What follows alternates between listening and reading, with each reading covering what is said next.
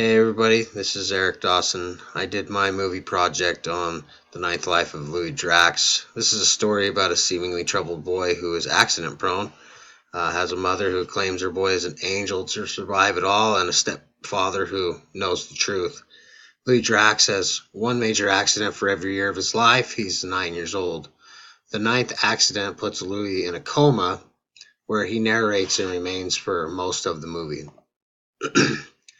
The person I diagnosing is Natalie Drax, which is Louis' mother. Natalie is a young white woman in her late 20s to early 30s, and throughout the movie, it doesn't appear that she's employed. Natalie has had a lot of trouble with men in her past and for most of her life, and looks for approval from men. Uses her beauty to her advantage to seek this approval and gain this approval. She plays a damsel in distress and expresses a desire to be needed, which Louis fills that void very well for her, for the most part. She did have a traumatic experience with a man named Joe, which, according to Natalie, is how Louis was conceived. The movie does not give any specific details on who Joe is or why, or not why, but or any details of the incident other than what Natalie tells us. She does adore her son Louis very much so, and yeah. Factitious disorder imposed on another is the diagnosis that I chose to give Natalie, according to Sue et al. Factitious disorder imposed on another, which is also known as Munchausen syndrome by proxy, is a pattern of falsification or production of physical or psychological symptoms in another individual, which is very prominent throughout the movie. Due to theatrics, the diagnosis is not specifically clear until the end of the movie, where it shows that Louis' mother is the one who has been the cause of all of the major accidents. It kind of hints and hem haws around with other things going on in the movie, but at the end it gives more specific details. The diagnosis is hard to give because of the potential for incorrect identification. Some think that it should be removed from the DSM-5 due to the lack of understanding of it. The most that are diagnosed with factitious disorder imposed on another are women ages 20 to 40 years old and are employed in the medical field, so they would be able to give you specific details on what the symptoms would need to be for specific diseases and illnesses. A little more on FDIA. While there is not very much information of how common this diagnosis is, most cases involve a mother and a child, even though there have been cases where it's been a father and the child. But it's more the mom and kid. Another common identifier for FDIA is a mother who appears to be loving and attentive toward her infant or young child while simultaneously sabotaging the health, sometimes by poisoning or suffocation.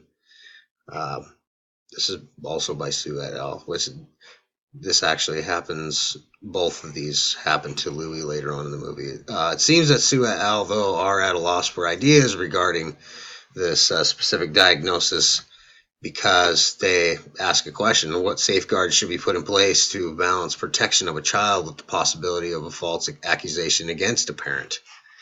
Which I can understand that frustration.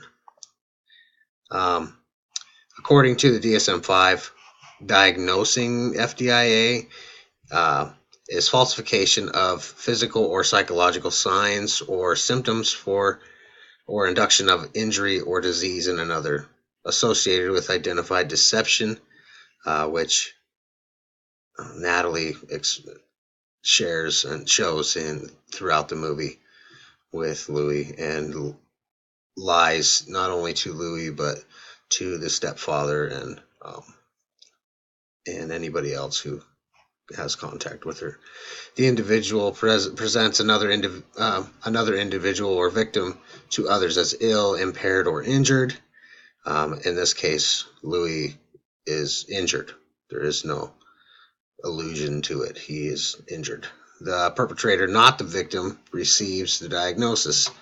The deceptive behavior is evident even in the absence of obvious external rewards. The behavior is not better explained by another mental disorder, such as delusional disorder or another psychotic disorder. Natalie does appear to have a severe anxiety, which is displayed in a scene where Louis mentions that when he and his stepfather Peter were at SeaWorld, he runs into a woman that appeared to know Peter, which ends up being Peter's ex-wife, who Peter left to be with Natalie because Natalie had manipulated Peter into leaving her, which causes Natalie to go into a panic attack and scream and just totally unstable, which causes them to fight. Oops. Diagnosing Natalie. Natalie clearly meets the criteria for this disorder by her actions. Natalie caused 8 major accidents in Louis's life. It's actually 9 major accidents, including the coma in Louis's life. One of the incidents being she had poisoned him with blood from uncooked meat, and another being that she suffocated Louis when he was an infant, causing injury to Louis and then lying about it. Or how it happened directly coincides with the DSM-5 criteria for FDIA. Natalie also falls into the general age group and gender for common placement. Throughout the movie, Louis parrots that he is a troubled boy, which Natalie says often throughout the film as well. Coaching Louis to say this inadvertently is a form of deception. Coaching is a common act from perpetrators diagnosed with FDIA. It is clear to me that Natalie is a definite case of FDIA, and it is paramount that she be hospitalized and given long-term residential treatment for this disorder. She can then get help with her underlying trauma of her being raped, which is most likely what got the ball rolling on obtaining this disorder in the first place. Cognitive behavioral therapy, I believe, is going to be the best route for this. Treatment for FDIA has been proven to be very difficult, though, due to those being diagnosed going to any lengths to avoid detection, and they're very manipulative. Reading states that treatment options may go from careful watch future trips to medical facilities, which may be caused by over-anxiety where medical assistance may not be merited, all the way to removing the individual from the caregiver or the victim from the caregiver. In this case, Louis is in a coma, so he will not. He's bedridden in the hospital.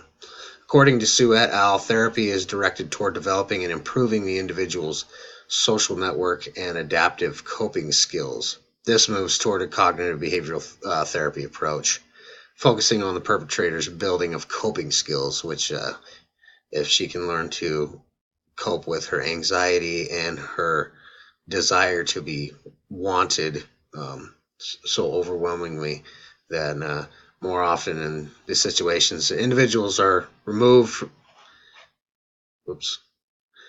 More often in these situations, the individuals are removed from the caregiver, and caregivers who have this condition need long-term counseling. They may resist treatment or deny that there is a problem, which is from the HealthWise staff. Requiring hospitalization in a facility.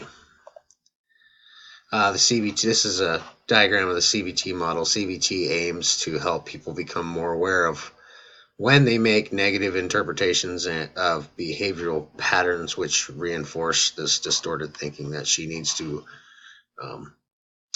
keep Louis sick so he will want her or need her more, which actually Louis ends up picking up on. That is what she wants from him. So those major accidents do come from Natalie, but there are other ones where Louis breaks his arm and other little things where he like won't almost purposefully hurt himself so he can get love from his mother. And that's all I've got. So these are my references. hope you liked the presentation. Thanks.